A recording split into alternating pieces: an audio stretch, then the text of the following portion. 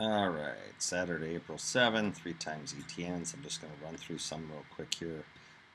Basically, I have them sorted by, I scanned first by volume, and then I sorted them by alphabetical. Um, Trying to make a 5-minute video here. Software's not behaving properly. Use QuickTime and it ate up 8 CPUs. So I gotta figure something out here. Okay, so yellow line is money flow.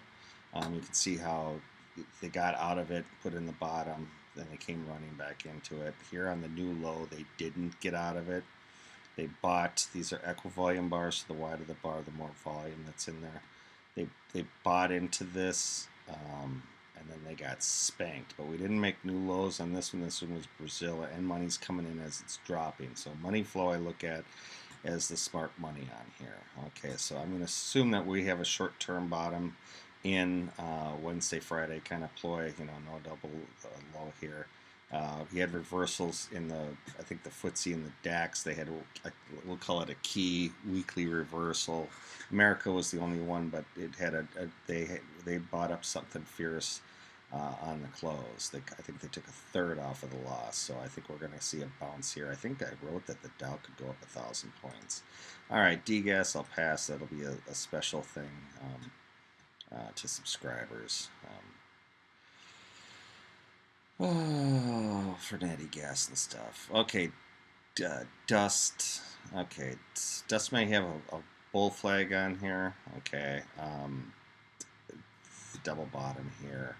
There is a 1, 2, 3 pattern on here, so basically the amount of length that this is add on to the bottom of this one. So I'm going to assume that dust is going to get to 27, and we'll say 27.47.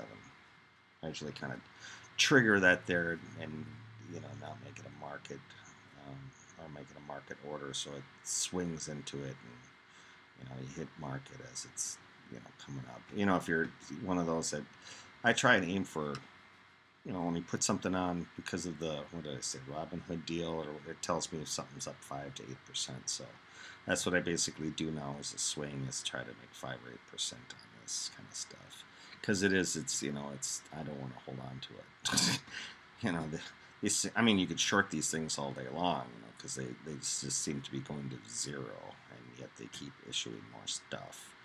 These ETNs, ETFs, ETPs, all this fun stuff. All right, moving along here, since I ate up half the time I got to one. I'll skip that one,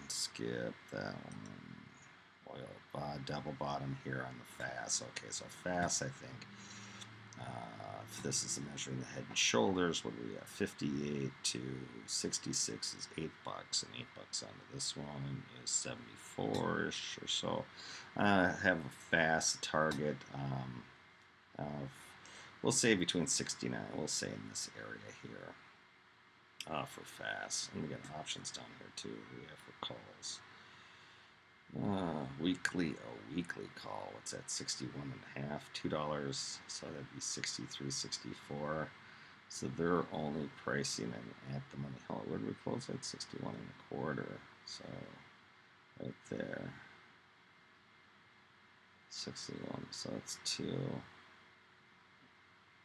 61. So half off. Buy this one. Sell that one. What do we have up there? $1.65. I guess you could buy right. It's only a week, yeah. So it looks like, and the head and shoulder, even though it's just started, these are 2-hour charts, and so I'll give it. I'll say FAS is going to swing somewhere, maybe in this dead man's area here. 60, yeah. Somewhere to take a profit between 66 and 72. Just in case this is a C wave, that kind of thing on here. Volume kind of dropped down too, but I'd say we're going to get a swing on here. We have earnings. Banks are going to come in. I assume so, but if not, if they take out the lows here, then we're going to see a precipitous decline for at least until I have to say September, which is 9 months. Just run into a quick bear market for 9 months. So there you have it on those two. I'll upload this video and make another one. All right? Okay.